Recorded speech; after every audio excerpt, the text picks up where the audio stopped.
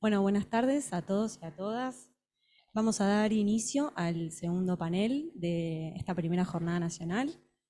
Adana Freiler les habla en representación de la Asociación Argentina de Profesores de Derecho Penal y estaré a cargo de la coordinación de este segundo panel.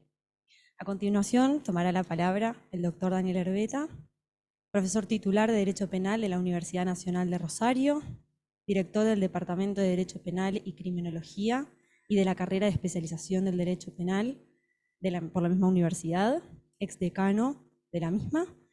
Integró la Comisión de Reforma del Código Penal del año 2006 y 2007 y la Comisión de Reforma del Código Procesal Penal de la provincia de Santa Fe. Doctor. Hola, hola, ¿se escucha? Buenas tardes a todas, a todos. Muchas gracias por la presentación. Omitió los dos antecedentes más relevantes que tengo, que son hincha de Newell's, en primer lugar, y haber ejercido junto a otros cargos 30 años la profesión de abogado en la actividad privada, cosa que reivindico mucho. Y bueno, quiero agradecer a Funtejus, especialmente la persona del Chango de Arrocha, hacedor de todo esto, y a toda la gente, los jóvenes que han colaborado para que esto pueda llevarse a cabo.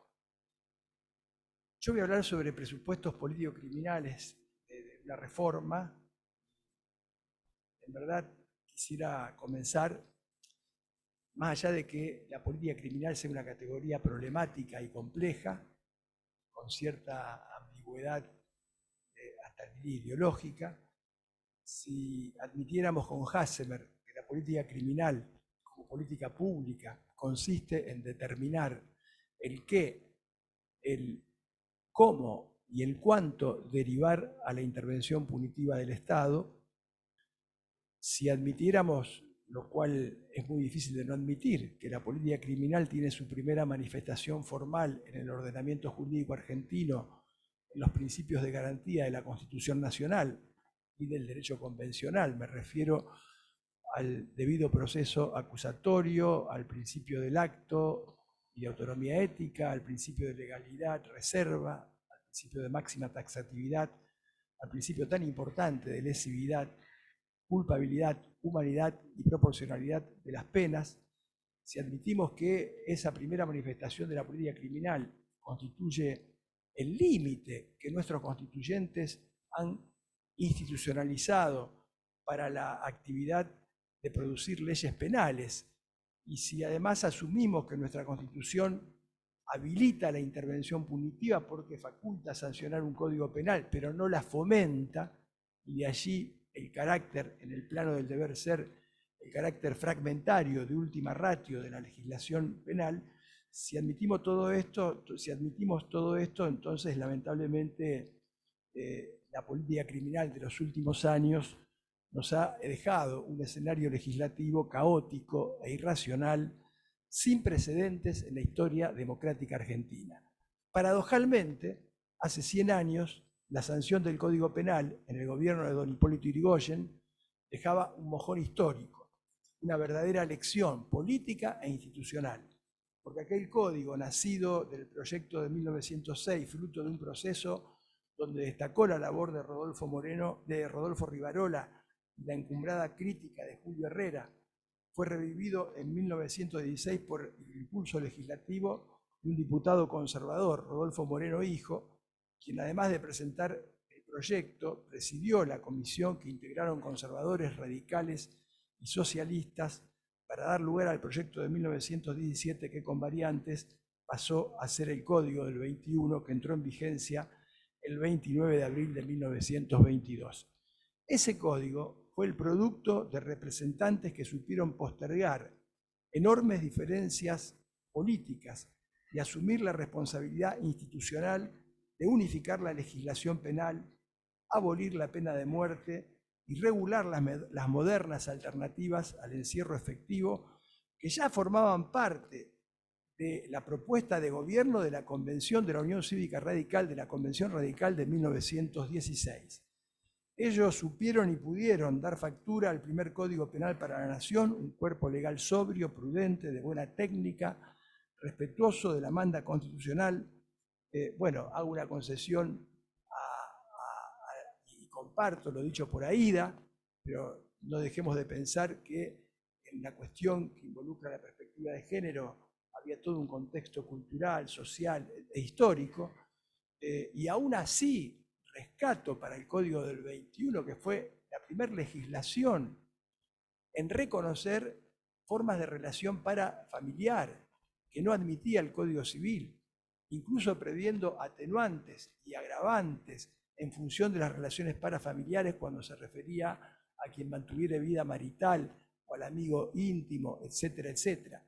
Bueno, obviamente también tenía una tendencia a minusvalorar determinadas cuestiones, a una discriminación, si se quiere, de tono moralizante y a una desigualdad en cuanto al género, pero vuelvo a repetir, formaban parte de un contexto cultural, social e histórico que no invalidan, digamos, lo que fue como producto, ahora a la distancia, ese Código del 21, y que además tiene el mérito de haberlo sido en un contexto paradojalmente no demasiado favorable para tamaña empresa, porque recuerden que en esa época dominaban, no solo en la base social, sino en todas las cátedras universitarias y como supuestas ideas progresistas y superadoras, las propuestas del peligrosismo penal italiano. Allí está la lección política, la lección institucional que nos deja esa gran obra y esos grandes políticos, una lección que debería asumirse en la actualidad frente a la crisis institucional y política que estamos atravesando, en favor de una agenda democrática que coloque a las políticas de seguridad, a las necesarias reformas judiciales y del sistema de legislación penal por fuera de la agenda electoral, por fuera de cualquier especulación mezquina, con la pretensión de posibilitar, junto a otros temas relevantes, en algunas regiones, recuperar y en otras fortalecer la necesaria institucionalidad que hace a la esencia estructural del sistema republicano y de la división de poderes. Lamentablemente, aquel código que durante varios años sobrevivió a distintos intentos regresivos y favoreció una dogmática de alto rendimiento, fue sometido en los últimos decenios a un proceso de demolición. Reformas parciales e inconexas, en general motivadas en sentimientos de miedo al delito e intereses funcionales a los esquemas de poder real dominantes y derivadas de políticas inescrupulosas y demagógicas, con una agenda muchas veces alimentada por el sentido común de los medios concentrados, rompieron la exhaustividad y completividad de aquel sistema de legislación sobre el delito y la pena. El resultado de estas reformas múltiples es por todas y todos conocidos, una regresión político-criminal que nos muestra verdaderamente el espejo de la legislación del antiguo régimen. La legislación penal argentina actualmente vigente es una legislación, podríamos decir, contrailustrada, dispersa, vaga, confusa, asistemática y autocontradictoria. Peor aún, la reformanía y sus pretextos seguristas han implosionado la dosimetría penal y alterado groseramente la racionalidad y proporcionalidad de las penas, al punto que no existen consensos doctrinarios ni jurisprudenciales sobre cuál es el límite máximo de la pena de encierro temporal e incluso bajo ciertas condiciones puede llegar a resultar más conveniente una pena fija, perpetua, que una pena temporal. Estos procesos de reforma se han producido generalmente como respuestas espasmódicas a situaciones puntuales de alto impacto que especulan desfachatadamente con la histórica aceptación social de la violencia de la pena como solución a cualquier situación problemática, fenómeno denunciado por el Papa Francisco como populacherismo penal. Con ello se pretende abordar un problema sumamente complejo, con una ecuación extremadamente simplista: a mayor inseguridad, a mayor delito, más y peores leyes penales. Y los curanderos del derecho penal, en expresión acuñada hace años por Francesco Carrara, cuando decía que la ingenua creencia sobre la eficacia de la pena para resolver todos los problemas solo sirve para alimentar la idolatría del terror y la fe en el verdugo, bueno, los actuales curanderos del derecho penal han logrado su objetivo. Muy a pesar, sin embargo, de esta tremenda fe en la pena, existen ciudades como Rosario, que se encaminan a superar la tasa de homicidios que fuera récord histórico en el año 2013, 18 homicidios cada 100.000 habitantes. Este año estamos en cerca de 22 homicidios cada 100.000 habitantes, y al mismo tiempo desafiar la progresión geométrica de crecimiento de la tasa de encierro, al haberse duplicado en nuestra provincia en solo 9 años la tasa de encarcelamiento en un 100%. Y el dato no es menor, porque paradojalmente nunca ha sido más destacable el esfuerzo y los resultados de fiscales y jueces penales de la justicia ordinaria. Y pruebas al canto, récord de Guinness. En la historia criminal argentina nunca ha habido tantas amenazas y balaceras a tribunales, a jueces y a fiscales como ha ocurrido en nuestra ciudad de Rosario. Es que precisamente nuestra región es la prueba más cabal de lo lejos que el sistema legal del delito y la pena están de aportar a la solución de este grave problema social, la inseguridad, que sin embargo ha sido con diversos matices y oportunismos el pretexto para dinamitar el Código Penal de 1922, favorecer la huida a la descodificación y dispersión legal, regular la muerte en prisión, aumentar los mínimos juntos a escalas penales frontalistas, consagrar una proliferación de absurdas agravantes genéricas y específicas. Tenemos dos códigos penales, un código de tipos básicos y un código de tipos agravados. Atenuantes casi no hay, ni se sancionaron, y no las había en el código del 21, porque el código del 21 tenía mínimos muy bajos en sus escalas flexibles.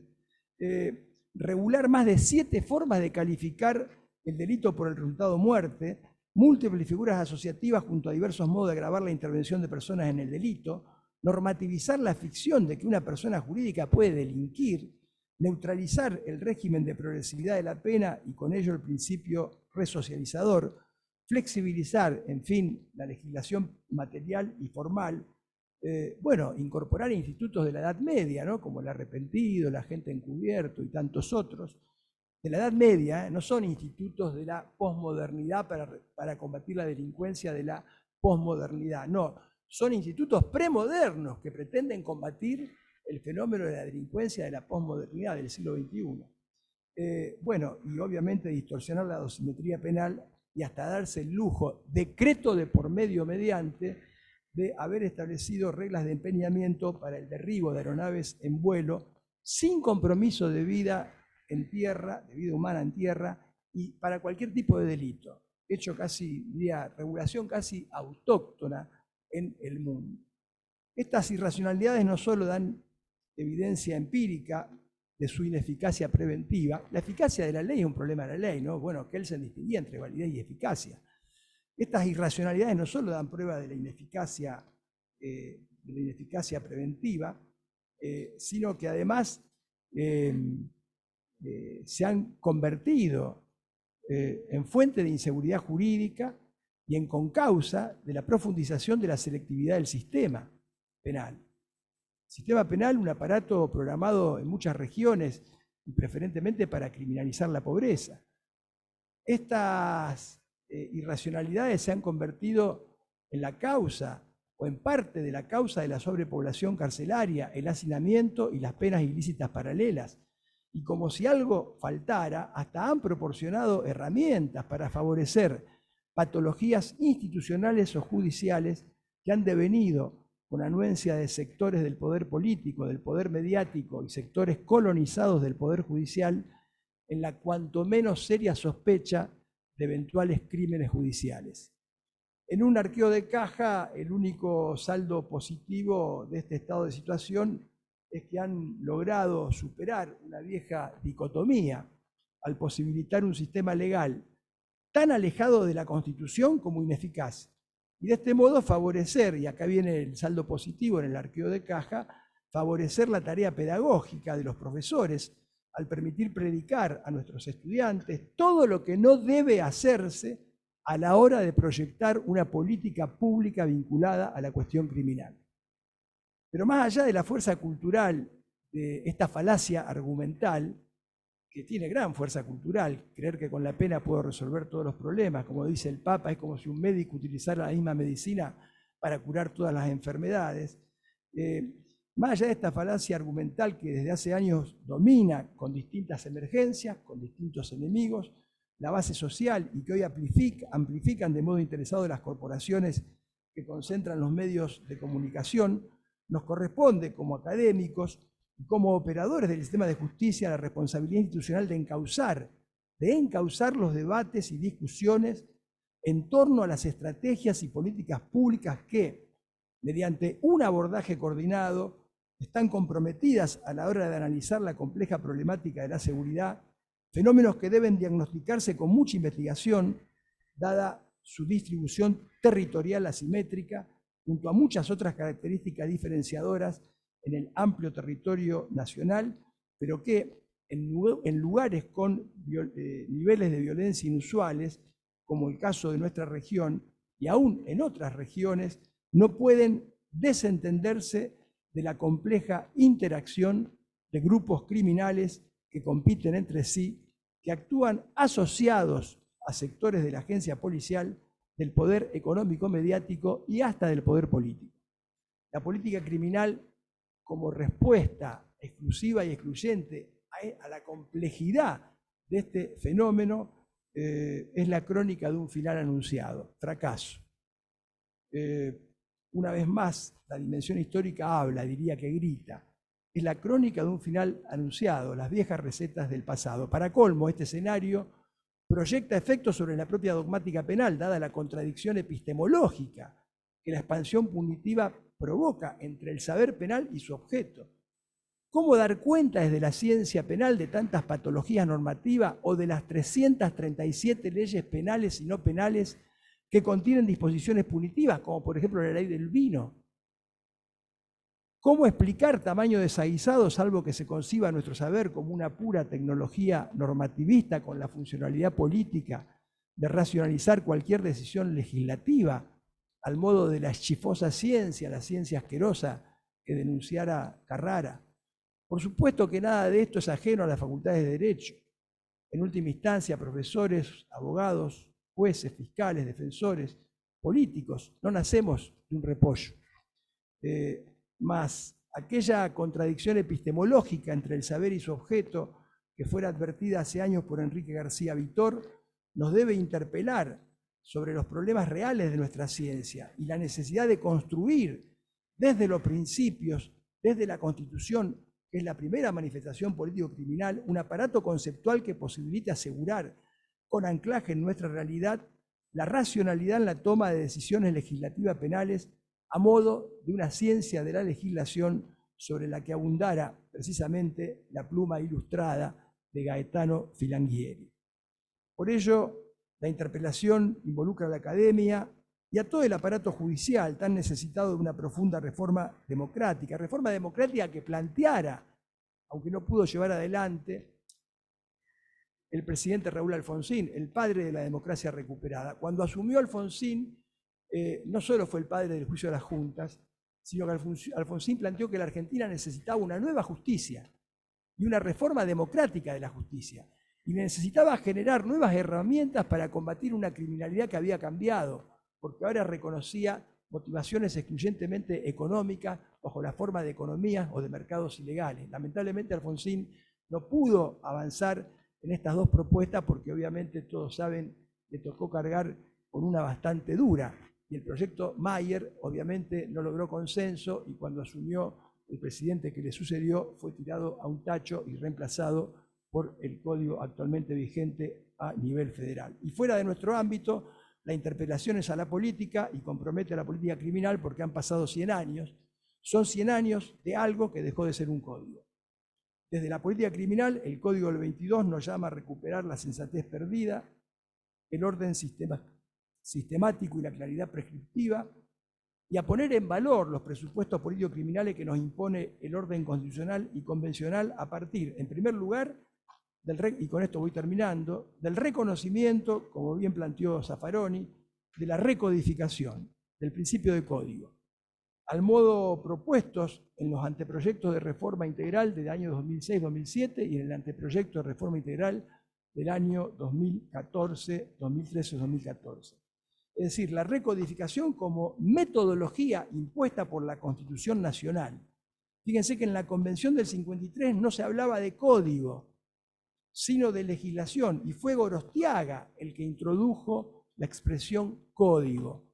Ahora cuerpo, corpus, código legal en el texto de 1994.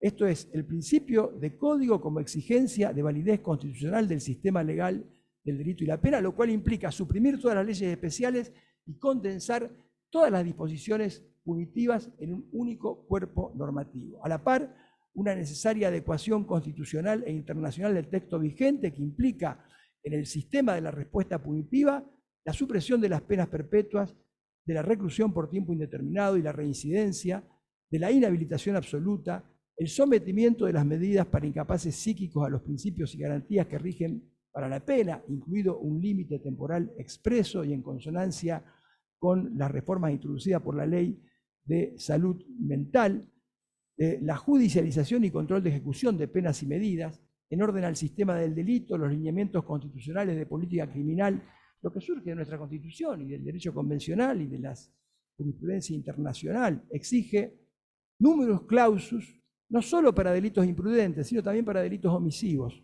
Delitos omisivos, delitos imprudentes y de omisión impropia deben estar expresamente descritos en la ley. Y esos mismos principios prohíben no solo la presunción de dolo, sino también la presunción de peligro, como bien explicaba Juárez Tavares, analizando el artículo 19 de la Constitución. Dicho de otro modo, y rechazan obviamente esos mismos principios cualquier criterio peligrosista o de versari in re ilícita. Dicho de otro modo, solo se pueden penalizar acciones y omisiones expresamente descritas en la ley, cometidas con voluntad directa, salvo que se prevea pena por imprudencia o negligencia y que se trate de acciones además que causen una lesión o un peligro efectivo.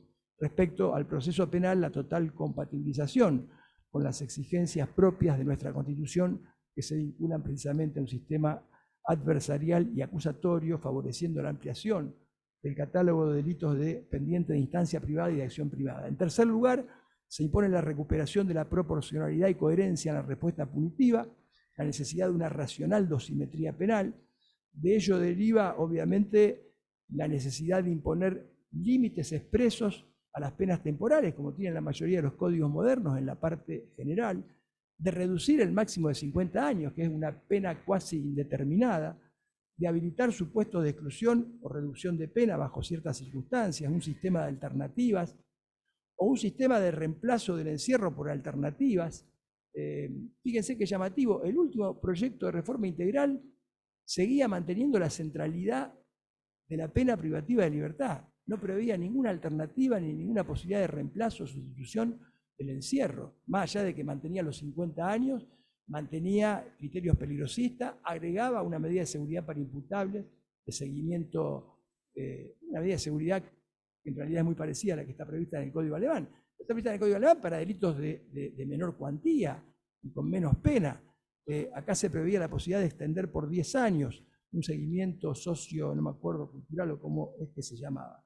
En cuarto término, una actualización técnico-jurídica, obviamente para institucionalizar en el Código elaboraciones doctrinarias y jurisprudenciales sobre categorías que constituyen eximentes completas o incompletas, especialmente en materia de teoría del error, en materia de legítima defensa, estado de necesidad, incorporando la perspectiva de género, y finalmente una exhaustiva revisión de la parte especial a partir de una técnica legislativa que asegure el principio de máxima taxatividad y el carácter fragmentario de la ley penal mediante preponderantemente tipos de lesión y dolosos como regla, apelación a elementos descriptivos materiales también en forma preponderante y formulaciones simples. En fin, en el peor momento de la legislación penal argentina enfrentamos en la actualidad los mismos problemas que enfrentaron nuestros codificadores. Vaya paradoja, porque también el proceso codificador fue atravesado por situaciones críticas que debieron sortearse para que tuviera factura un código prudente y racional, con variantes y marcadas diferencias, la pandemia, el crecimiento de las desigualdades sociales, la concentración de riqueza, el endeudamiento injustificado de nuestra región y hasta esta guerra que altera la paz mundial nos enfrenta en la actualidad a una nueva crisis, tal vez de dudoso pronóstico. Mas, en cualquier caso, y en este contexto, debemos reivindicar y recuperar la lección de aquellos codificadores y políticos y asumir cada uno desde su lugar de responsabilidad social y de responsabilidad institucional la responsabilidad que cabe para generar el debate amplio sobre una profunda reforma democrática del sistema normativo penal y del aparato judicial, pero también sobre la necesidad de repensar un nuevo cuerpo bibliográfico desde nuestra realidad y en clave feminista. En cualquiera de estas misiones solo nos cabe reconocer la realidad, acordar los diagnósticos y jamás naturalizar la arbitrariedad o las patologías funcionales.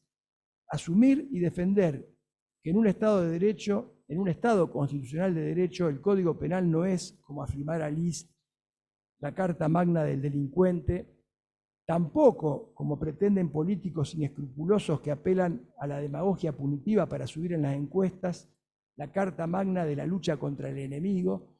El enemigo nos ha traído muchos dolores de cabeza y es una gran fuente generadora de los discursos de odio. Lejos de ellos, y como bien ha señalado alguna vez el profesor Zaffaroni, nuestro Código Penal debe ser la carta magna del ciudadano, porque en un Estado de Derecho, o un Estado de Derecho, no reconoce entre amigos y enemigos, no distingue entre amigos y enemigos, sino que solo reconoce ciudadanos inocentes o ciudadanos culpables. Muchas gracias.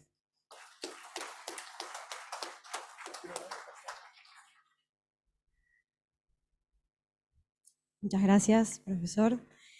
A continuación va a tomar la palabra el doctor Juan Manuel Gornati, es defensor oficial en lo criminal y correccional de la provincia de Buenos Aires, profesor por la Universidad de Buenos Aires y director ejecutivo de Fundejus. Gracias, Ana.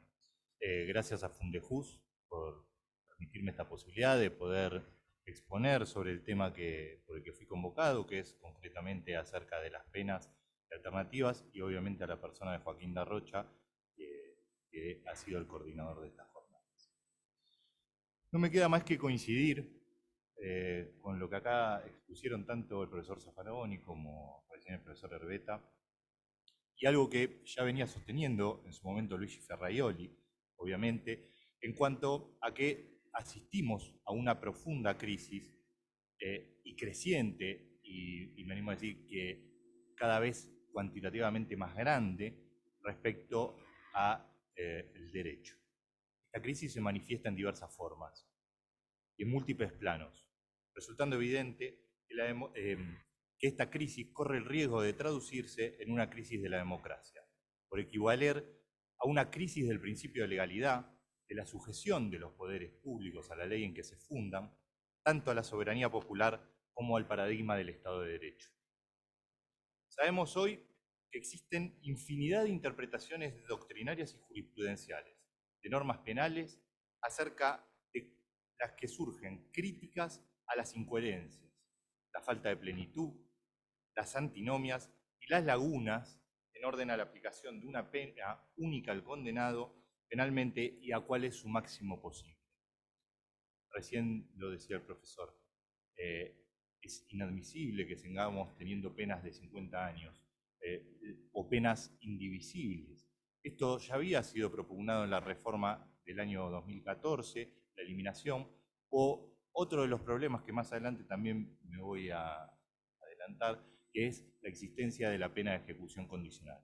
Una pena que al día de la fecha ha perdido cualquier significación para la persona, que lo único que sirve es para estigmatizar, en todo caso, a personas e impedirles el acceso al mercado laboral formal con posterioridad.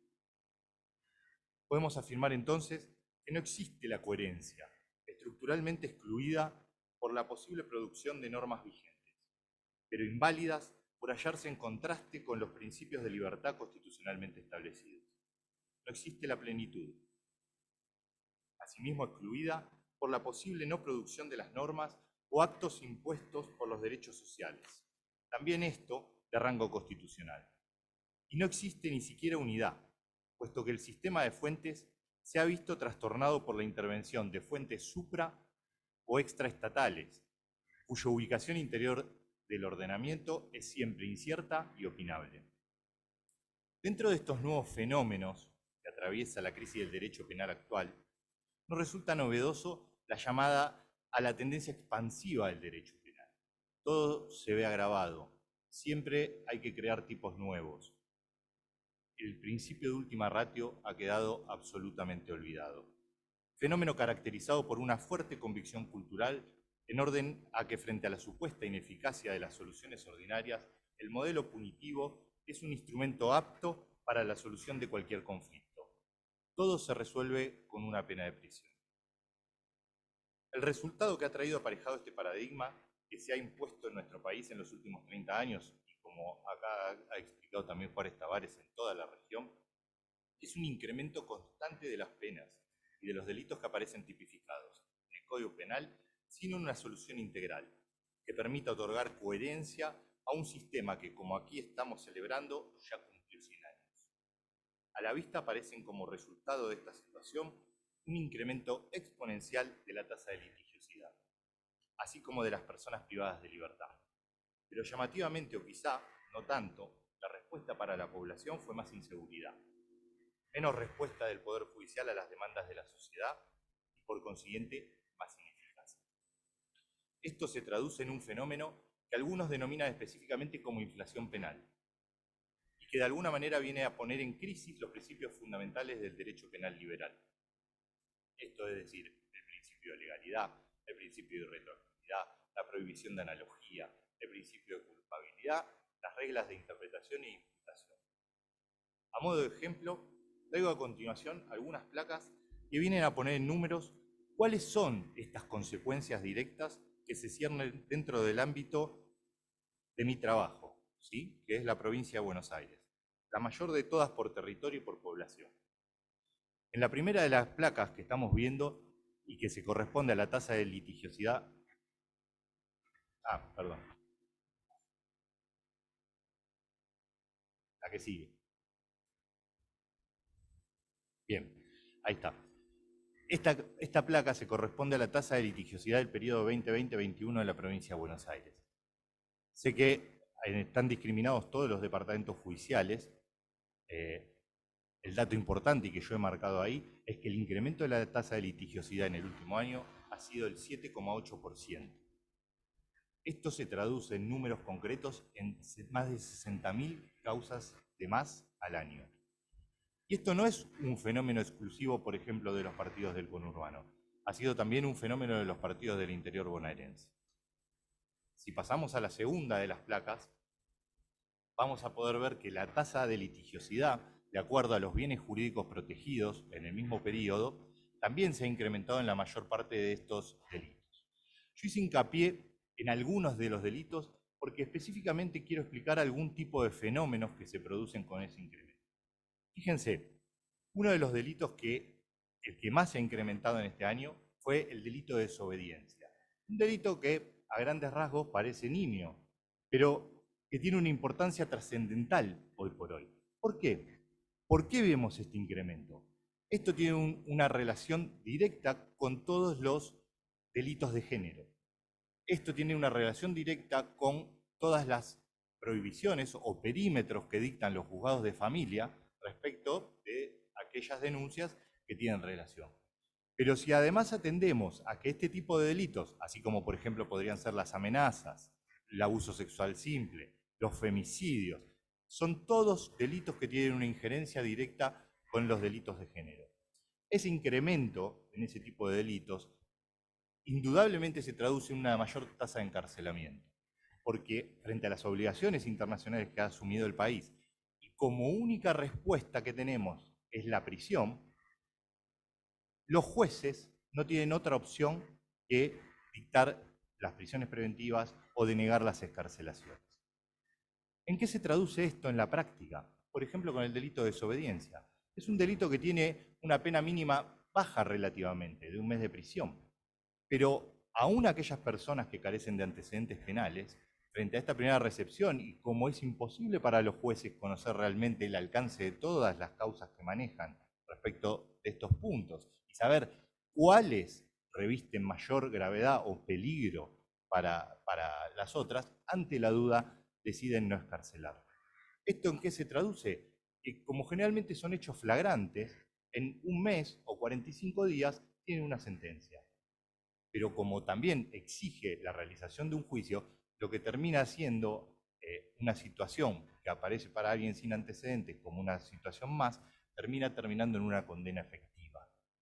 ¿Por qué? Porque frente a esta denegación y a los 45 días de prisión, todos aceptan, sobre todo bajo el sistema de juicio abreviado, esta responsabilidad para poder obtener una libertad inmediata. ¿Cuál es mi primer análisis que podemos hacer respecto de esto? Como consecuencia, esto no soluciona el conflicto, porque en 45 días la persona está nuevamente en la calle, ha estado 45 días detenida o 60 días detenida, no ha incorporado ningún tratamiento de tipo psicológico, aprendizaje contra la violencia, cursos sobre masculinidades, todas estas herramientas que serían fundamentales para poder ofrecer verdaderas soluciones a las víctimas y a los victimarios. Si pasamos la placa, vamos a poder ver,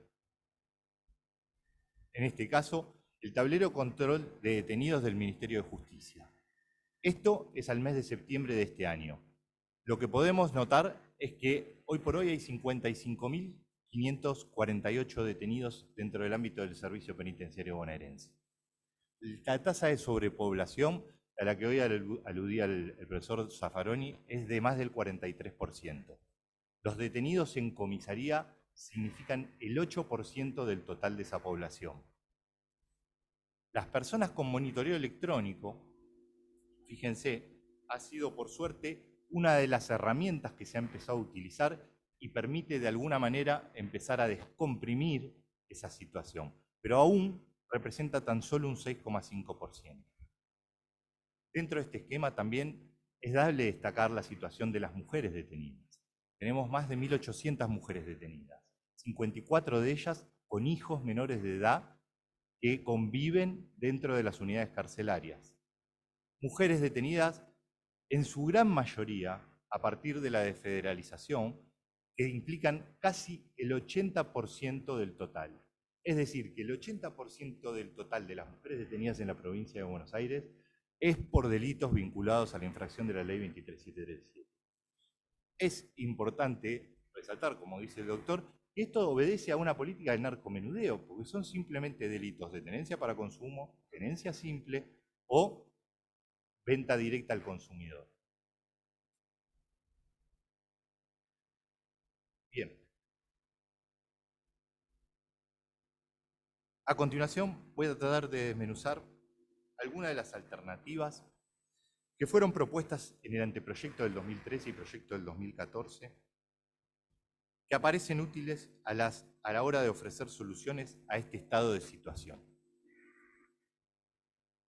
En ese anteproyecto, que me parece el más rescatable, porque, como recién dijo el profesor Herbeta, era el único que trataba sobre este tema, los últimos que hemos visto no producen modificaciones sustanciales, hablaba sobre, en primer lugar, tener en cuenta pautas para disponer la sustitución de la pena privativa de la libertad. Entonces, nos planteaba que como pautas para cambiar esas penas, es decir, que eliminemos este concepto de como pena única la pena de prisión, que esta podía ser reemplazada de alternativas que puedan aplicarse incluso de manera conjunta con la pena de prisión.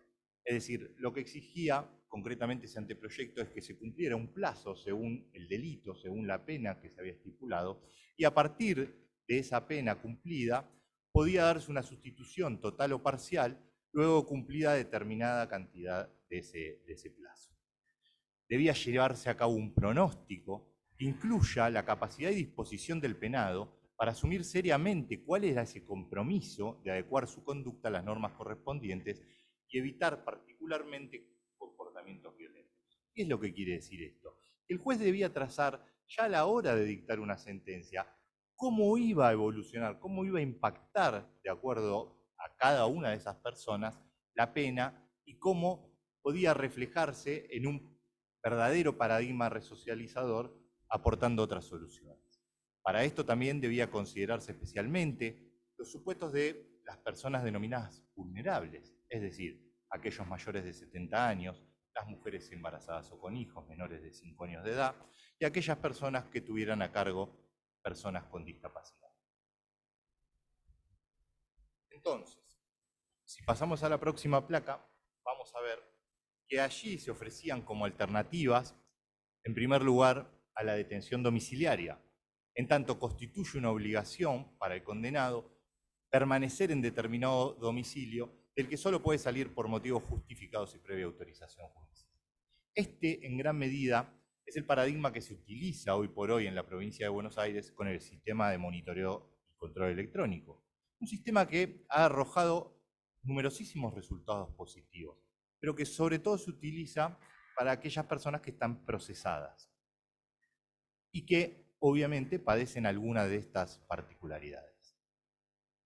Otra de las soluciones novedosas que se proponía era la detención de fin de semana, es decir, el cumplimiento de una pena privativa de libertad en centros de detención especiales solamente los días sábados y domingos, con un lapso mínimo de 36 horas y uno máximo de 48, y que podía extenderse a los días feriados.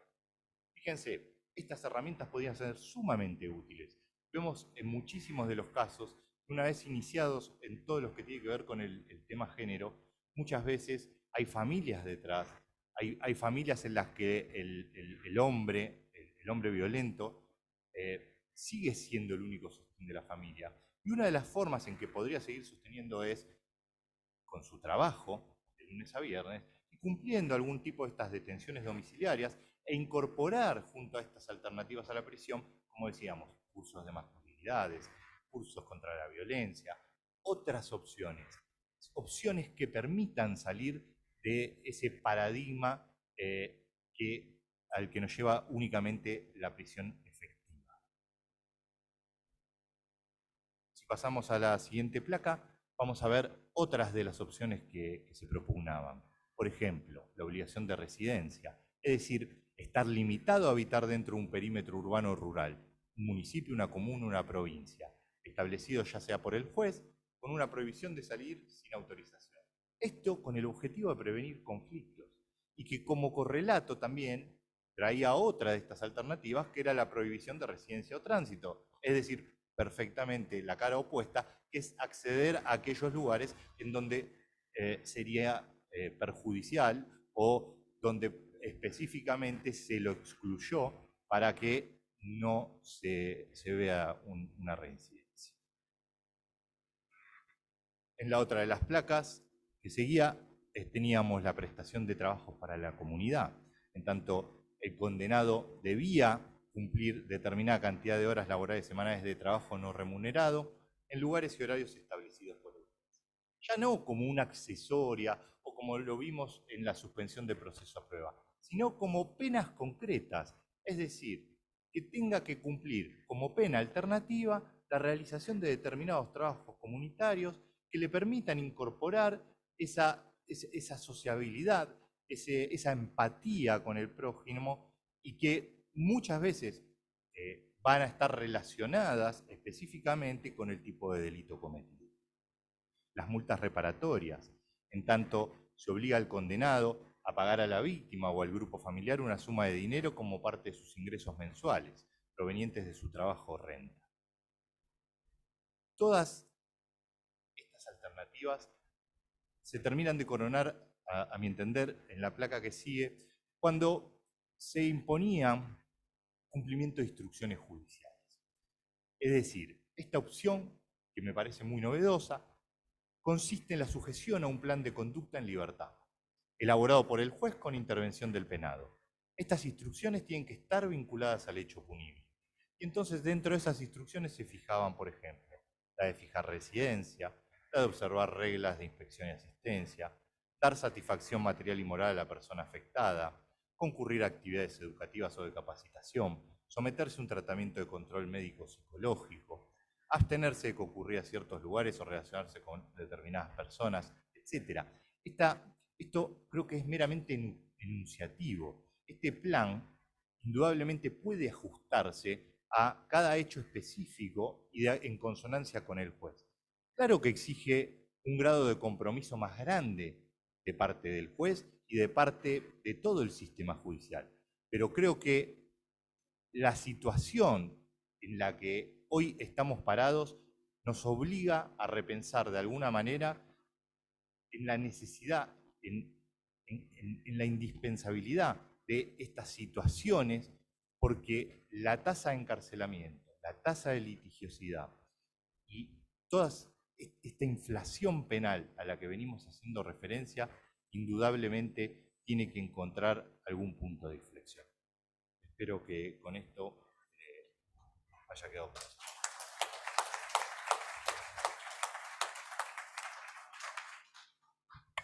Muchas gracias, doctor.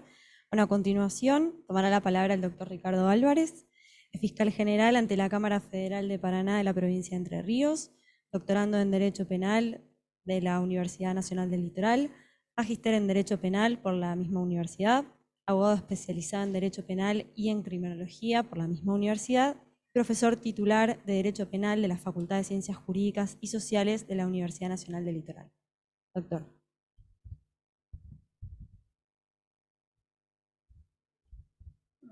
Hola, hola. Muy buenas tardes a todos. Casi es una obviedad que me deba dedicar las primeras palabras al agradecimiento de Fundejus, que ha comprometido su esfuerzo para la celebración de este evento conmemorativo a los 100 años del Código, a la Asociación de Fiscales y funcionarios del Ministerio Público Fiscal de la Nación, de quien proviene la invitación para que yo esté ante ustedes, a mi querida Asociación de Profesores de Derecho Penal, la cual fui su presidente hace algunos periodos, y a todas las otras que han contribuido para de alguna manera honrar o dar un testimonio a un código que, por lo que se ha escuchado aquí, a pesar de todo, seguimos añorando, por lo menos en su inspiración. A mí se me encomendó la exposición de una problemática que tiene todas las chances de convertirse en un pretexto soporífero para una audiencia que ya lleva ganada buenas horas esta tarde y que seguramente con mi habitual destreza para eso habré de consumar exitosamente. Precisamente para hacerle un poquito de trampa a la problemática de la prescripción de la acción y de la pena, que no obstante ellos son temas de gran calado, me voy a permitir tomar la exposición de mi querido amigo Daniel y la del colega que acaba de exponer, porque tienen tanto capital sugerente como para que uno se permita introducir alguna valoración personal acerca de lo que se escuchó. Si hiciéramos un ejercicio imaginario, la verdad que todos estaríamos imbuidos de un déjà vu, porque cualquier jornada de derecho penal de quienes habitualmente participamos de eventos de este tipo, plantea las mismas cuestiones y el mismo lamento. Hay una especie de desiderata implícita en todo el quehacer penal que se va recreando año tras año, yo diría centuria tras centuria, y asistimos perplejos a nuestro más rotundo fracaso para intentar remediar aquello de cuanto nos lamentamos. Claro, uno podría decir, bueno, esa es la historia del derecho penal, que no es tan bueno ni tan liberal como se supuso a fines del siglo XIX, porque la brutalidad de las penas distaba de ser aquello que pudiésemos añorar como digno de regreso. Pero es verdad que la problemática de lo que se ha escuchado aquí acerca de la escasa capacidad imaginativa que hemos tenido los juristas del derecho penal para ofrecer algo distinto a la pena de prisión. Hemos dedicado nuestros esmeros en estilizar la sofisticación discursiva de los presupuestos que conducen a la pena, léase sistema de imputación penal. Pero inmediatamente hemos declinado ese mismo esfuerzo y ese mismo brío cuando ofrecemos lo único que se nos ha ocurrido desde que la pena, que es una reacción moderna, posee, que es la privación de libertad. Toda nuestra creatividad se esfuma rápidamente una vez que decimos que debe castigarse. Y el contenido de aquello que constituye el objeto al que arribamos es el de siempre, es el que genera dolor, discusión, pérdida de identidad, deterioro, en fin, lo que sabemos y que se ha dicho aquí, y cuya evitación también forma parte de ese capital alternativo que de manera muy parca hemos construido en el ámbito teórico y casi de una manera prácticamente ausente en el ámbito legislativo. Recordaba aquí, Daniel, a los curanderos de derecho penal. Es una noble profesión que en realidad a mí cuando niño me ha curado el empacho alguna vez. Quiero decir con esto, el curandero algunas veces ha resultado funcional a la empresa terapéutica que se le confiara. Yo creo que asistimos a un tiempo más que de curanderos, de envenenadores del derecho penal, todo lo contrario, es decir, un tiempo que no dista de ser distinto de aquellos otros que yo vengo recusando como habituales, pero que en todo caso repotencia su capital sobre la base de un fenómeno sociológico que no se ha dicho hasta aquí, pero que también tiene la capacidad de añadir a todo este caos una gota de mayor comunicación en términos cuantitativos, que son las redes sociales. Todo está escrutado por las redes sociales. El costado valioso de todo esto, diría Bauman, es que el ciudadano de a pie tiene un lugar para expresarse. El costado negativo es que cada quien se expresa como se le ocurre, y además los operadores del servicio judicial particularmente, y los operadores en general del servicio político, están muy atentos a lo que se dice, porque de allí deriva nada menos, hay que decirlo de una buena vez, que la posibilidad de permanecer en su cargo. De modo que a todo lo que se dijo aquí y que forma parte de esta suerte de revival o déjà vu acerca del bien jurídico, acerca de nuestra capacidad poco creativa, acerca de los sistemas de enjuiciamiento. Comentábamos hace unos momentos antes de dar inicio a esta charla que yo, que ya soy una persona grande, que tengo 62 años, he escuchado en mis primeros tiempos de joven docente universitario la quimera por un sistema adversarial que demoraba en llegar y de su mano que traería consigo lo que le estaba privando el sistema vigente, vale decir, igualdad de armas, libertad probatoria, respeto a la defensa, y hasta donde alcanzo, los sistemas adversariales que se están encolumnando de una manera simétrica en todo el país y que la nación también ha prometido y ha sancionado, solo que de modo gradual, distan de responder ese estándar, fiscales omnipresentes y omnipotentes que de alguna manera en ocasiones, no siempre, remedan a los viejos jueces inquisitoriales o de instrucción. Una suerte de fraude de etiquetas, una tasa de prisionización que también tiene que ver con este sistema y con este modelo. Sistemas de flagrancia donde en definitiva también esto trae consigo la detención inmediata y la homologación de esa detención con condenas. Juicios abreviados que presumen demasiado de su nombre porque no son juicios, sino que son conformidades tempranas. O si no, díganme ustedes un juicio abreviado que haya terminado con una absolución. Yo no lo conozco. Entonces no es un juicio. En todo caso es una propuesta para condenar. Llamemos, pero no es una cuestión nominativa, es que hay que desembaucar el lenguaje también. Porque esto también, la honestidad con la que uno se expresa ante la comunidad es un fundamento para alcanzar las chances de una legitimación. En fin, muchísimas cosas que vienen añadidas a todo este tiempo difícil, como lo fue siempre, pero que en realidad se repotencia, yo creo, por el modo en que se interactúa socialmente a través de la tecnología y las redes. Todo lo demás es la historia de siempre, la historia de contener aquello que es la maquinaria de exclusión en la que conforma el derecho penal. Un ejercicio de fascinación lúdico maravilloso, que sin embargo está, como ningún otro sector del derecho, en la mesa cotidiana y en el bar de la esquina. Todo el mundo opina derecho penal, y sin embargo es creo yo, el que tiene para sí las mayores características de formalización discursiva y de penetración intelectual. Sin embargo está, desde siempre, volcado a la entrega pública y a la opinión pública de una manera que normalmente termina contradiciendo aquel esmero conceptual de que se sigue lo que nos decimos expertos. Un solo ejemplo, y con esto concluyo, esta suerte de usurpación temática que me he permitido ante ustedes. En el orden federal, la Comisión Bicameral recomendó ya poner en vigencia algunas disposiciones de la legislación que ya es también derecho vigente en el norte del país, el Código Procesal Penal. Entre ellos, por ejemplo, el arresto domiciliario. Pues hay algunos juzgados que obcecan, pese a lo que ha dicho la Cámara de Casación en un sentido distinto, en condicionar la chance de una morigeración semejante a las condiciones que pauta la Ley 24.660, vinculadas a los tópicos según los cuales se debe conceder o no una prisión domiciliaria, va a decir, o ser una mujer embarazada, o tener un hijo de menor de 5 años, o ser una enfermedad. Y no logran entender, creo que lo entienden muy bien, pero discursivamente no logran comprender, que una morigeración no tiene por qué reñir con eso, pero eso pone en evidencia esa suerte de estilización jurisdiccional concreta, siempre en favor de las restricciones. Hay una suerte de cultura jurisdiccional vinculada a esto. De las opciones interpretativas de las que dispongo, elijo la más represiva. Por eso yo insisto, y lo único novedoso que tiene mi último tiempo de magisterio docente, es que nosotros hemos dedicado mucho tiempo al aula, los profesores. Hay que dedicar el tiempo al estrado, es otro estrado, no es el estrado áulico, el estrado judicial. Hay que trabajar allí, en la dimensión, yo le llamo práctica del derecho penal, pero no una practicona, ¿eh? Yo sigo creyendo y soy un teórico del derecho penal, pero precisamente una teoría que se debe ocupar de la práctica. El objeto de esta teoría es la práctica. Buscar el tiempo de adjudicación, para decirlo en el lenguaje de teoría general del derecho. El momento de adjudicación. Ese momento de adjudicación me parece que es esencial.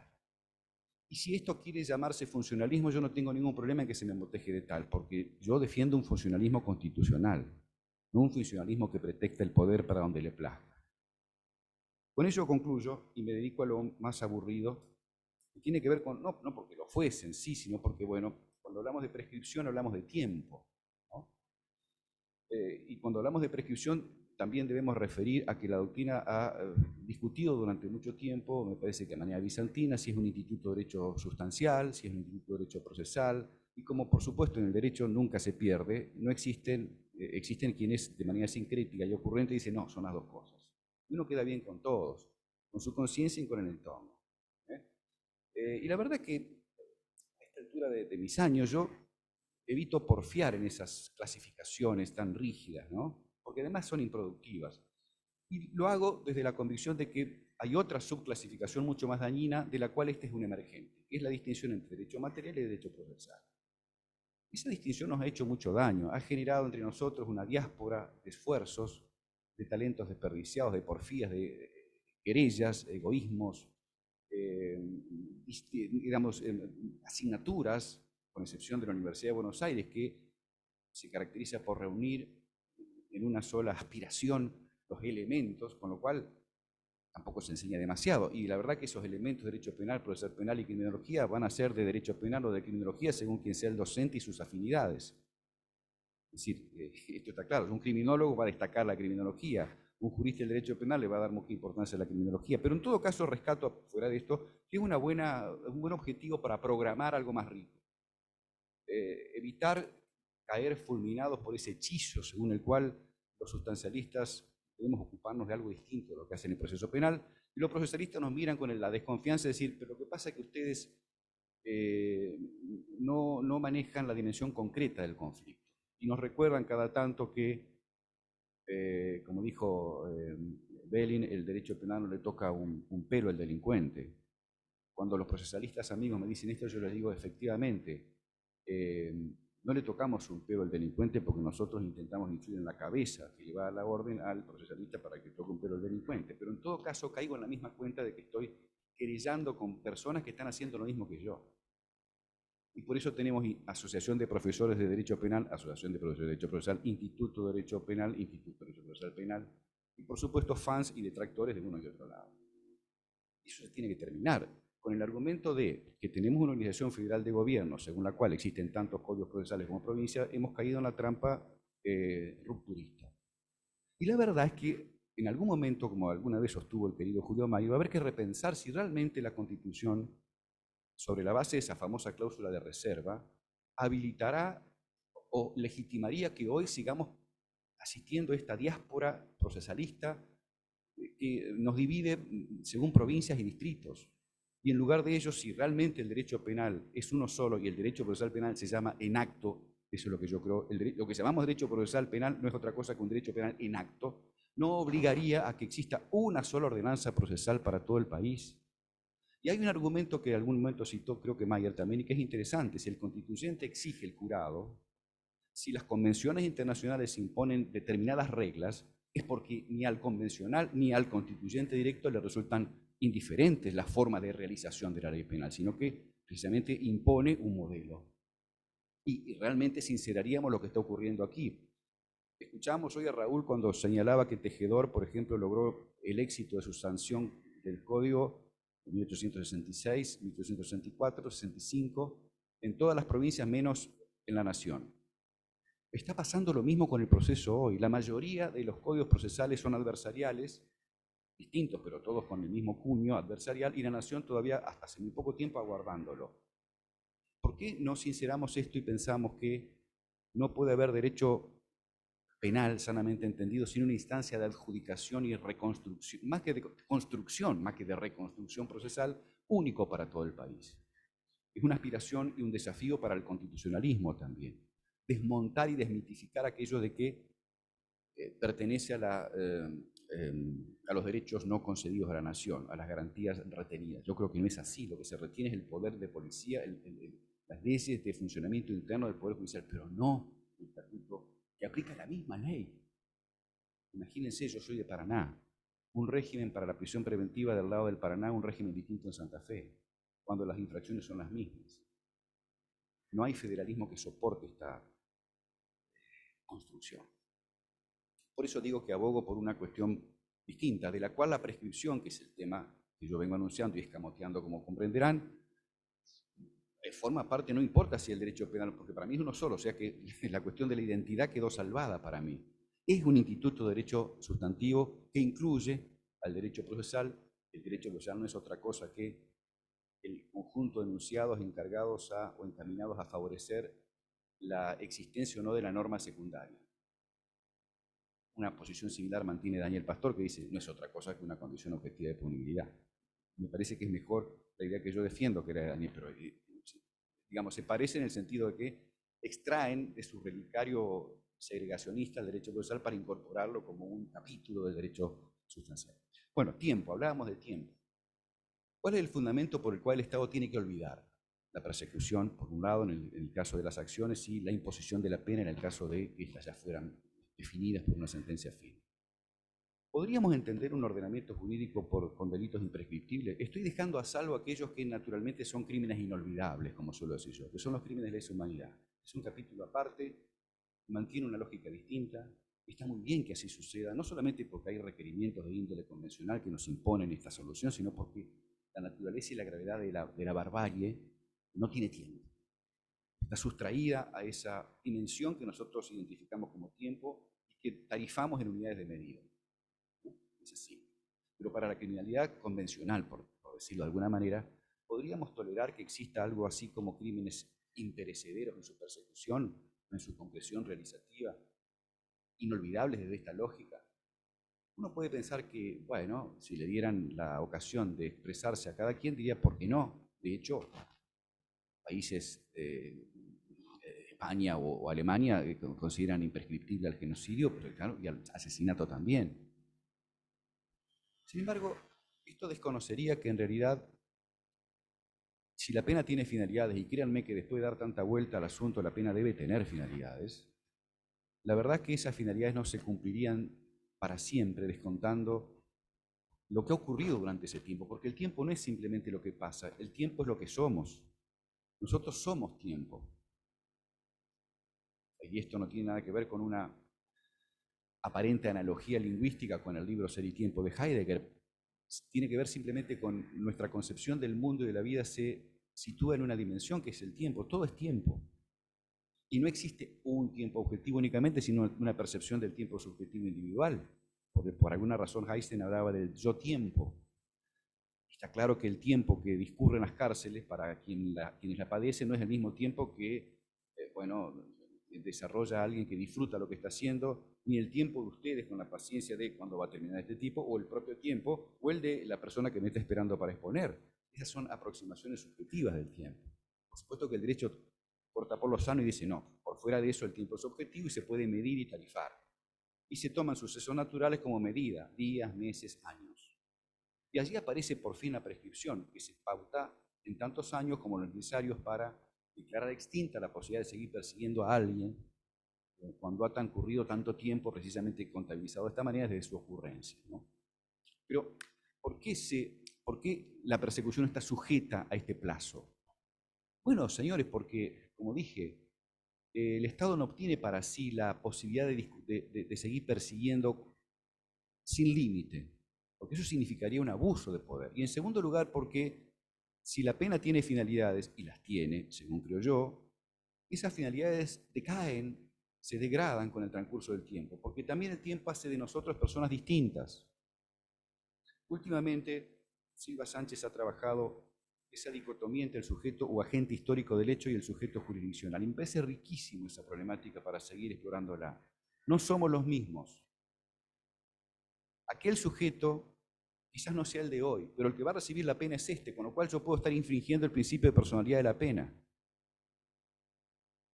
Si realmente se produce un cambio identitario, no un capricho pretextado de manera burda para recibir indulgencia, sino la constatación de los hechos demuestra que esta persona no es aquella, no debería, en homenaje al principio de personalidad de la pena, ser castigado. O en todo caso, la pena debería ser matizada. Porque tampoco, y esto tiene que ver con mi tesis, la culpabilidad no es un balance que se cierra con el pasado. La culpabilidad es una dimensión dinámica que prosigue. Y también el tiempo tiene que vérsela con esto. Entonces, si se me invita a hablar de prescripción, ¿yo qué podría decir? Bueno, que en primer lugar creo que la mayoría de los delitos, dejo a salvo los de lesa humanidad, deben prescribir. Vale decir, el Estado tiene que tener un tiempo de persecución, vencido el cual decae el interés en hacerlo. No un interés individual, empírico, sino un interés normativo. ¿Por qué? Porque la prescripción, se ha dicho, está dotada de 3 componentes constitutivos. Uno político, uno natural y uno, por así decir, instrumental. El político es que el Estado debe autolimitarse, inclusive en los plazos que regulan la posibilidad de ejercer poder penal. El natural es que el derecho está vinculado a la existencia de normas que recaen como imperativos sobre individuos que son personas que, como tales, están dotadas de la capacidad de olvidar. ¿Qué sería de nosotros si no tuviéramos esa capacidad de olvidar?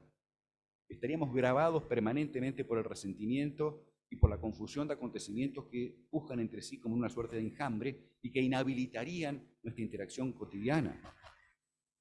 De manera que se puede presumir que la sociedad, transcurrido cierto tiempo, que habrá que tabular, porque esto tiene que ver con instrumental y unidades de medida, ha permitido, como dice Roxin, que haya crecido hierba sobre el asunto. Es una expresión muy gráfica, ha crecido hierba sobre el asunto. Uno lo ha abandonado al fondo. Ya no vale la pena. Y si no vale la pena, no hay pena.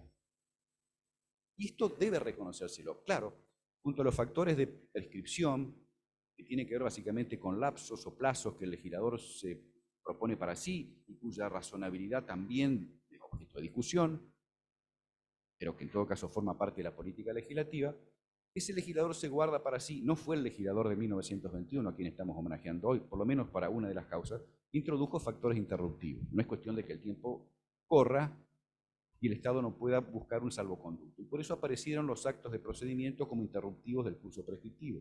La llamada secuela de juicio, que finalmente dio lugar a una suerte de oráculo donde cada quien practicaba su propia interpretación religiosa casi, hasta que finalmente el legislador definió los actos concretos de procedimiento. Pero la verdad es que los actos concretos de procedimiento, con los fines de la prescripción, no se llevan demasiado bien. No se llevan demasiado bien. ¿Por qué concedemos que el Estado pueda prevalerse de su propia habilidad para interrumpir un plazo que dejó transcurrir? Eso no se lleva demasiado bien con ningún fundamento plausible. Porque, digamos, el otro factor interruptivo, la comisión de un nuevo delito, puede presuponer lo que algunos han dicho, presunción de enmienda, prevención especial, si fuera un fundamento posible la pena, dado que el sujeto no delinquió, luego de acaecido el hecho cuya prescripción estamos analizando, el hecho se considera olvidado. Pero si volvió a delinquir, entonces, bueno, hay una suerte de equivalente funcional de la pena donde le descontamos el tiempo que transcurrió hasta aquí. Una interpretación polémica, pero, si se quiere, más razonable que la llamada interrupción por actos de procedimiento. El tiempo, siempre el tiempo. El Estado que no está dispuesto a negociarlo a cualquier trance y por eso introduce estos factores de interrupción. Pero además, digamos esto, hay un autor, que yo cité aquí, Roxin, que dice, bueno, a ver, pero al delincuente las normas no le garantizan, esto va por mi cuenta, claro, no es de Roxin, que esté bajo la cama por tanto tiempo hasta que el Estado ya decaiga en su pretensión persecutoria. Y la verdad que yo no sé hasta qué punto esto es así. Quizás las normas de derecho penal no son tan esquemáticas y sencillas y simples, desvalidas o o escuálidas, sino que son normas más proteicas. Por ejemplo, las normas prohíben determinado conducto. Yo agregaría, porque soy partidario del total tipo de injusto, a condición de que no existan factores de justificación, pero además añadiría, y por tanto tiempo. Y quizás sí desde esa valoración donde el individuo conozca exactamente un estado que no solamente le dice qué está prohibido, sino por cuánto tiempo habrá de permanecer vigente la posibilidad de castigarlo, quizás así también haya que concluir, contrariamente a lo que dice Roxin, con que también viene garantizado a cada uno de nosotros qué es lo que debemos hacer, qué no debemos hacer y también cuánto tiempo tiene el Estado para castigarnos y, antes que bien de todo ello, para perseguirnos. Claro, ¿es una ensoñación? Sí, es una ensoñación, por supuesto. Asistimos a tiempos donde, bueno, creo que la idea de la imprescriptibilidad es contagiosa y se va a difundir, como sucede siempre con el fenómeno expansivo del derecho penal, a otras áreas de la criminalidad. De hecho, ya existe en el ámbito de la criminalidad sexual. Prácticamente, de la ley Piazza pasamos a la ley según la cual los términos de prescripción se contabilizan prácticamente, se subordinan a la capacidad de denunciar que tenga la víctima. ¿Y esto está mal? No, no está mal, porque también es cierto que es un nicho particular donde la elaboración del conflicto de las víctimas reclama también a través de un tiempo que el Estado tiene que respetar. Pero la coincidencia llega hasta allí. ¿Qué nos hace suponer que todo determinado crimen medioambiental, por ejemplo, que compromete también sea imprescriptible? Corrupción ya de hecho hay aspiraciones para que en este sentido, y algunos votos también voluntarios que entienden que esto es así. Y esto es legítimo. Yo creo que a medida que vamos introduciendo excepciones, nuestro juicio de legitimidad se va empalideciendo, porque ya necesita otros fundamentos, otras razones.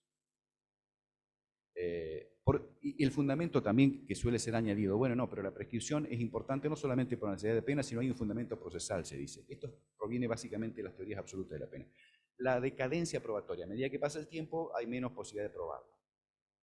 Bueno, esto no es un fundamento, porque si el derecho procesal, si se tomase en serio, tiene un principio central para esto, olvidado, casi en extinción, que se llama indubio pro reo. Entonces, a medida que pasa el tiempo, se difumina la certeza porque los elementos de contratación, según estándares probatorios, van perdiendo el vigor temprano de la frescura que tiene frente al hecho. Pero esto se resuelve, claro, con el principio de indubio pro reo, pero hay que pagar este principio, hay que pagarlo. Y hay que lidiar también con el señor que está del otro lado de la red social diciendo, pero no te digo yo, no se cree más en la justicia.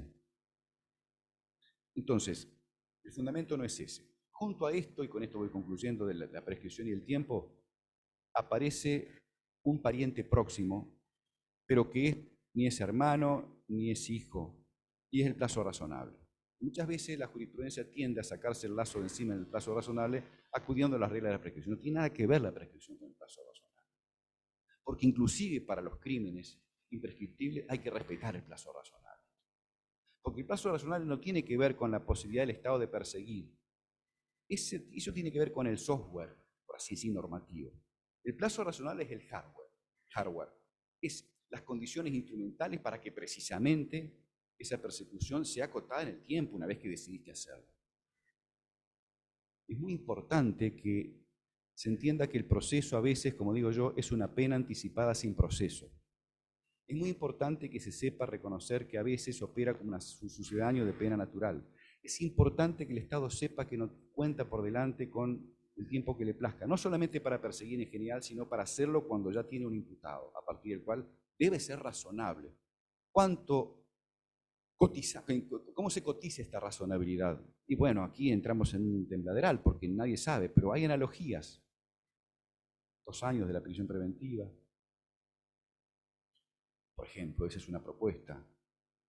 Porque también bajo el argumento de que no se puede tarifar y que descontamos toda la supuesta inconducta procesal de las partes, actuamos de manera irrazonable. En definitiva, quiero señalar con esto y concluyo. El tema de la prescripción, como conclusión para mí, y de la pena, dije muy poco, pero es natural que la prescripción de la pena como tal es subordinada a una cuantificación instrumental vinculada al tiempo porque fue impuesta y que en todo caso no tiene ninguna particularidad como no fuese que los fundamentos para decretarlo no tienen que ver con el merecimiento y necesidad, sino solo con la necesidad, porque ya hay un culpable en el caso de la pena. En el caso de la prescripción de la acción tenemos un inocente.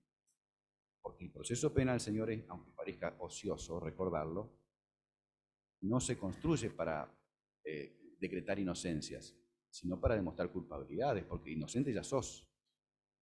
Y porque en definitiva ese mismo tiempo, esas unidades de sufrimiento, que se pautan, digamos, como pretexto de persecución también, son elementos que hay que problematizar caso a caso, no están tabulados de una manera irreflexiva. De modo que, si se trata de tiempo, y con ello concluyo, porque también es una cuestión de tiempo esta, que no nos ocurra lo que Borges, que fue, bueno, entre otras cosas, alguien que se anticipó a las neurociencias, como alguien dicho por allí, en ese famoso cuento de Funes, El Memorioso, ese joven uruguayo que como consecuencia de un accidente comenzó a recordarlo todo, minuciosa y concretamente. Borges le dijo, claro, difícilmente pueda pensar, porque pensar tiene que ver con la capacidad de abstraer y seleccionar y olvidar. El que no olvida no piensa.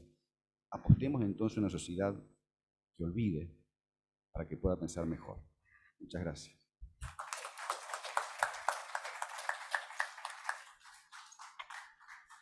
Muchas gracias, doctor. Bueno, a continuación disertará el doctor Damián Alberto Barbosa, abogado por la Universidad Nacional de La Plata. También es director de la Comisión de Derecho Penal y Derecho Procesal Penal de la Federación Argentina de Colegios de Abogados, presidente de la Asociación Civil de Penalistas Litigantes Independientes. Doctor. Bueno, muchas gracias.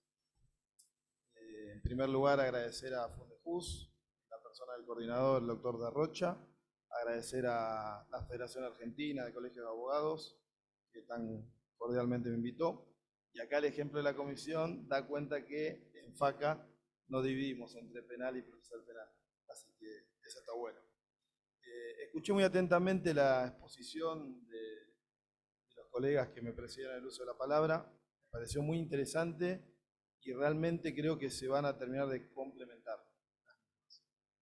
Creo que cuando hablamos de la problemática penal, no podemos dejar de hacer al menos alguna mínima referencia a esta institución donde se encierran seres humanos, ya sea para asegurarnos que lleguen a un juicio o para asegurarnos que se cumpla la condena que se dicta en su contra, es decir, a la cárcel.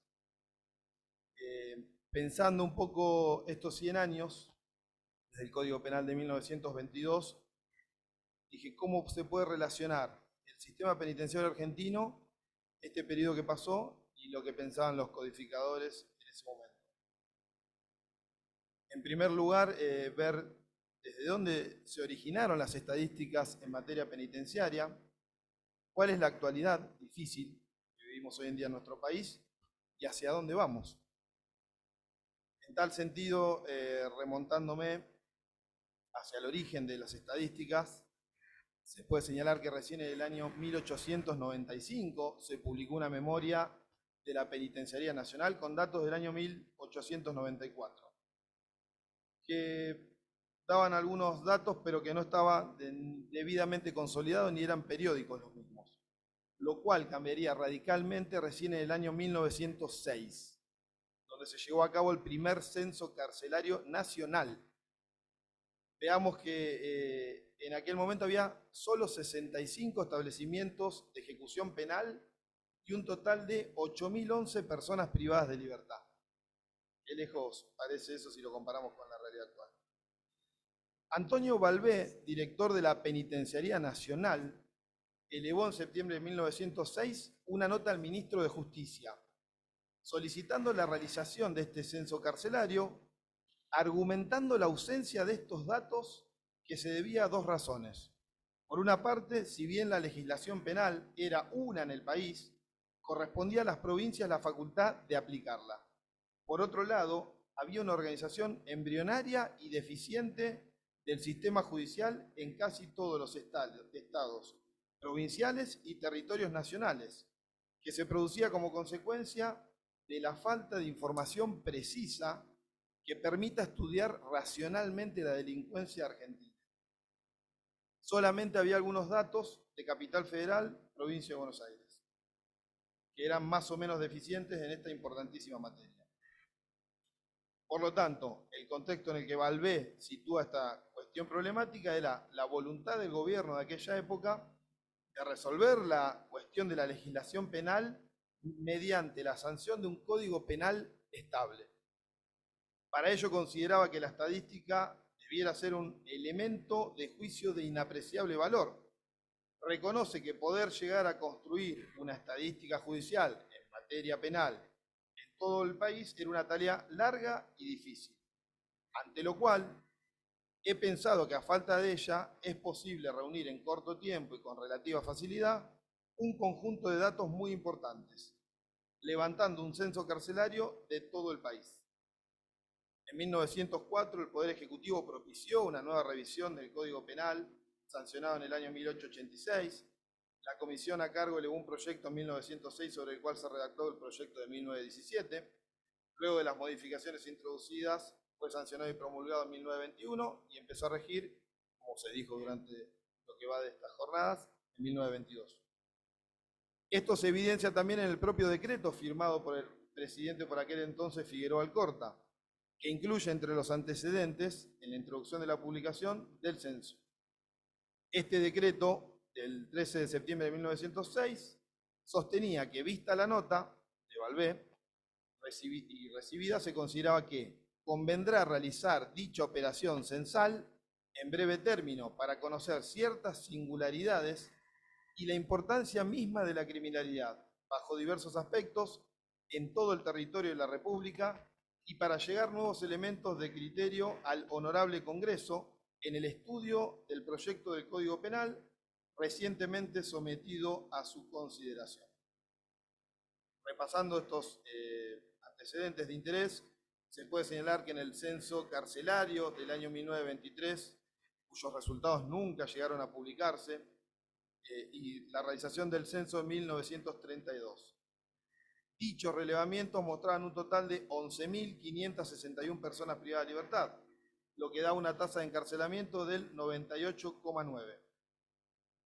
Ratificaba la proporción existente a principios de siglo de detenidos en establecimientos dependientes de jurisdicción nacional, 31% del total, y en lo que respecta a situación legal había un 61% sin condena. Cualquier parecido con la actualidad es mera coincidencia. En el año 1954, de acuerdo a registros oficiales, había 12.125 personas privadas de libertad en establecimientos penitenciarios de todo el país, de las cuales alrededor del 55% no tenía condena. Durante el año 1972 había 24.233 personas detenidas en todo el país, lo que equivale a una tasa de 98 cada 100.000 habitantes. De ese total, 14.000 eran procesados sin condena, el 61,5%, y los demás ya tenían sentencia. En las dependencias del Servicio Penitenciario Federal había 5.847, es decir, el 24% del total. Y en la órbita del Servicio Penitenciario Bonaerense había 7.956 personas privadas de libertad.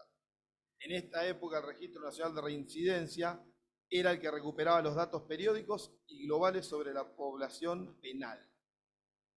Esta serie histórica que estoy haciendo de forma meteórica, si bien presenta algunos baches, continúa hasta el año 1984, periodo en el que se interrumpieron estos datos, hasta el año 1996, momento en el cual el Ministerio de Justicia, a través del Departamento de Readaptación Social y en cumplimiento del artículo 217 de la Ley de Ejecución Penal, retoma la confección de las estadísticas penitenciarias a nivel nacional. Se recopilaba distinta información respecto a los detenidos y este trabajo se extendió hasta el año 2002. Más allá de que hay algunas fallas en la información o algunas inconsistencias, este representó un antecedente muy relevante a los fines de diseñar un verdadero sistema nacional de información sobre el tema. Esta tarea va a ser retomada por la Dirección Nacional de Política Criminal con la implementación del actual Sistema Nacional de Estadísticas sobre Ejecución de la Pena. Miren desde dónde vinimos y hasta dónde llegamos. Este Sistema Nacional de Estadísticas nos señala que en el año 2021, que es el último informe publicado a diciembre de 2021, nos señala que de esas pocas unidades penitenciarias que comenzaron, que hoy señalé, ahora hay 324 unidades de detención, siendo las jurisdicciones que más cárceles tienen el Servicio Penitenciario de la Provincia de Buenos Aires, con 65, incluye las 58 unidades penitenciarias y las alcaldías departamentales, y el Servicio Penitenciario Federal con 31 unidades.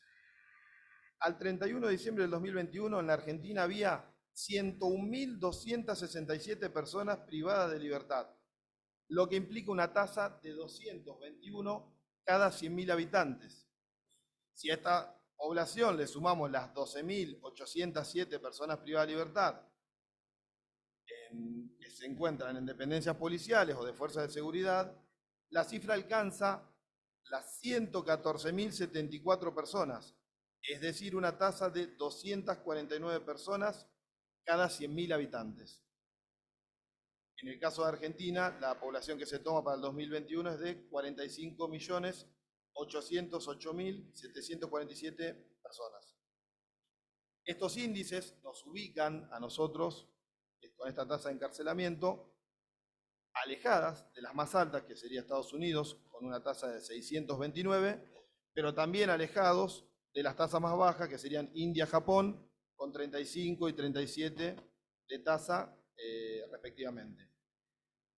Dentro de esta población total, de este informe del año 2021, las personas condenadas representan el 55% y las procesadas el 45%.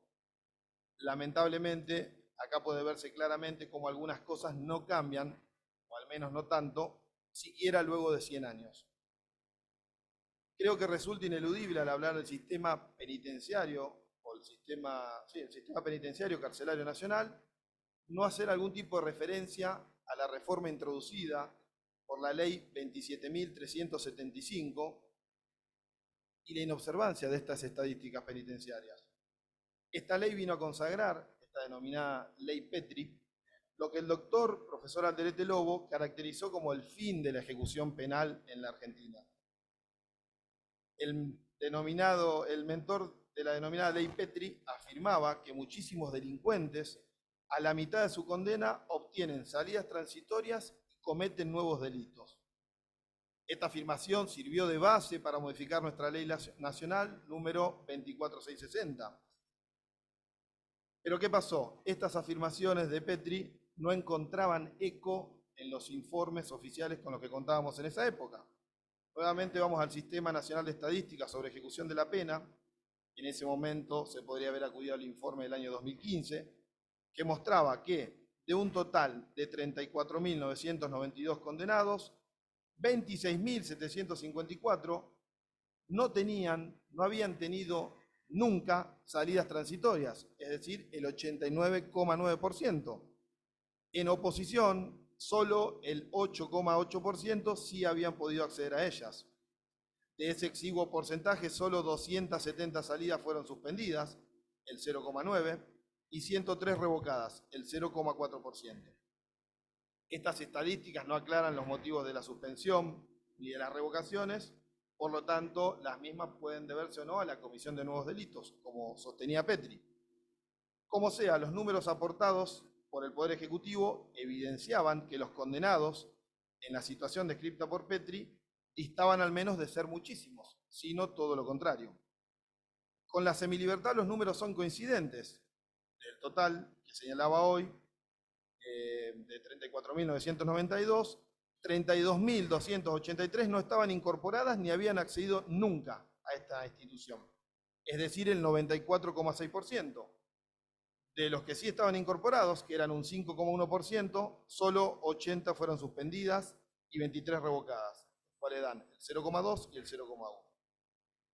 La justificación de la medida, entonces, no solo parte de una información o afirmación errada, sino que no encuentra apoyo en los datos oficiales. Por el contrario, estos demostraban que el número de egresos transitorios y su revocación era cuantitativamente ínfimo frente al fenómeno delictivo y no resultaba siquiera someramente relevante para incidir en sus índices. Estas reformas introducidas, que por un lado endurecieron los requisitos para acceder a los institutos propios de la etapa de ejecución de la pena, y por el otro excluyeron a diversos delitos específicos del sistema de progresividad de la ley, como dijo hoy uno de mis compañeros de panel.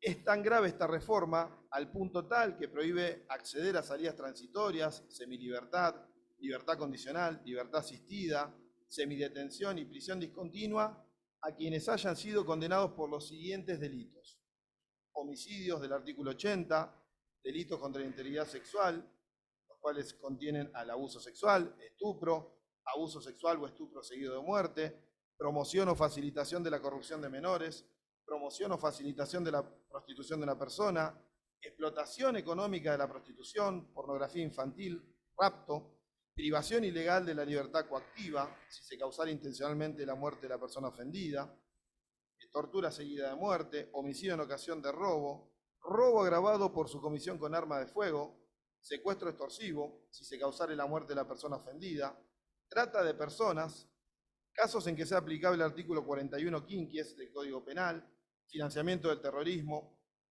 delitos relativos a estupefacientes y algunos delitos que se encuentran en el Código Aduanero relativos a contrabando. Fíjense la enorme cantidad de delitos que se fueron nombrando y que quedaron excluidos de todos estos institutos. Uno de los aspectos más impactantes de esta deficiente y regresiva reforma legislativa es el desafío que la misma plantea a la administración penitenciaria, que deberá regular la convivencia de personas sometidas a dos regímenes distintos. Por un lado, las personas sin esperanza o incentivo para aspirar a la libertad, y por el otro, las personas para las cuales el apego a las normas y progresos en los programas de tratamiento individual tendrá algún sentido e impacto en la reducción del encierro. Las relaciones de poder que este contraste puede generar en un ambiente particularmente conflictivo como la prisión son inimaginables, como bien destacó el doctor Alderete Lobo. ¿Dónde estamos? ¿Hacia dónde vamos? El informe del año 2021 señala que las personas condenadas eran 55.933, de las cuales el 72% son de las denominadas primarias para el sistema penal, es decir, 38.417. Los reiterantes solo constituyen un 10% y los reincidentes ascienden a un 18%. El primer instituto en la etapa de ejecución de la pena que permite a las personas condenadas empezar a reintegrarse paulatinamente a la vida real, a la vida en sociedad, que son las salidas transitorias. En estas estadísticas del año 2021 genera la alarma que el 92,6% de dicha población condenada, estas salidas les han sido denegadas. Estamos hablando ni más ni menos que de 50.902 personas privadas de libertad. De todo este universo de personas condenadas, tan solo gozan de salidas transitorias el 5%, mientras que durante el último año se le suspendieron al 2% y se le revocaron tan solo al 0,4%. El régimen de semilibertad, en este régimen no está incorporado el 97,6% de las personas condenadas, está solo incorporado el 1,2% y se le suspendió durante el último año al 0,1% y se le revocó al 1,1%. Al programa de prelibertad no está incorporado el 86% de las personas condenadas, solamente lo está el 14%. En el Instituto de la Prisión Discontinua no se incorporó al 97,7% de las personas condenadas, es decir, 53.959 personas, estando solo incorporado el 2,3%. Del último año solo se le revocó a 4 personas. Prácticamente el 100% de los condenados no tiene semidetención, mientras que 9 personas condenadas están con prisión diurna y 18 con prisión nocturna. De todo este repaso es importante ver dónde estábamos, dónde estamos, cuáles son los discursos para producir una reforma legislativa que realmente sumó para agravar la situación carcelaria nacional. Y yo planteaba como una luz de esperanza la conformación del Comité Nacional para Prevención de la Tortura, ya que realmente están sucediendo en materia de monitoreo y constatación de las condiciones de detención algunos hechos graves, al menos en la provincia de Buenos Aires, donde algunos magistrados y magistradas están realizando visitas jurisdiccionales e institucionales de forma virtual, así como se escucha. Con todo este panorama desolador, en vez de constituirse en los centros de encierro, lo están haciendo a través de un celular, lo cual resulta a esta altura intolerable. Creo que debe prestarse atención al trabajo que está realizando el Comité Nacional para Prevención de la Tortura, que empezó a funcionar en diciembre de 2017, como un organismo público de monitoreo, control y seguimiento de las personas, de los lugares donde se encuentran personas en situación de encierro. Este trabajo se enmarca en el protocolo facultativo de la Convención contra la Tortura y otros tratos o penas crueles, inhumanos o degradantes. Este comité es el que puede y debe dar el salto de calidad para que estos datos penitenciarios, que datan de hace tanto, puedan ser utilizados como corresponde y cambiar lo que haya que cambiar, que como bien vimos no es poco. Este organismo no solo tiene que observar lo que pasa en los sitios de encierro, sino que al mismo tiempo debe diseñar y accionar determinadas políticas para recomendar acciones y políticas para prevención de la tortura. Debe promover la aplicación de directivas, recomendaciones y buenas prácticas en un marco de cooperación con los tres poderes del Estado, tanto a nivel nacional como provincial. Este sistema nacional de prevención de la tortura está integrado por diversos organismos públicos, tanto nacionales como provinciales, que trabajan por los derechos de las personas privadas de libertad.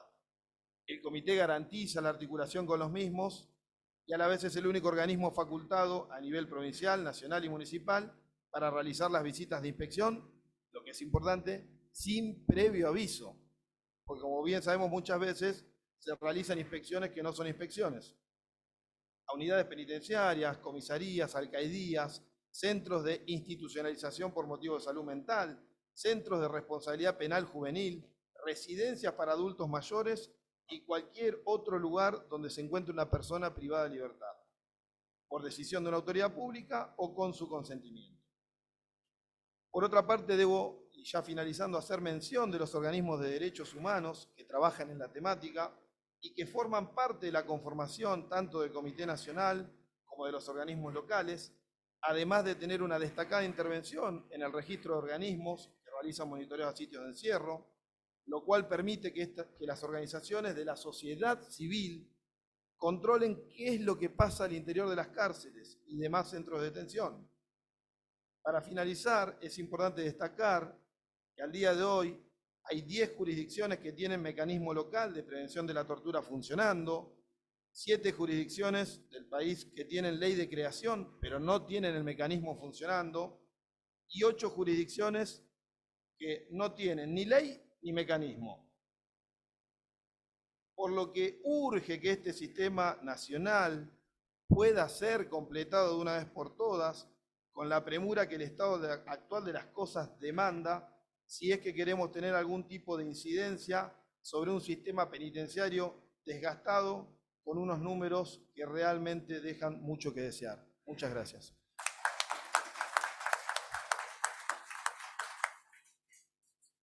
Muchas gracias, doctor.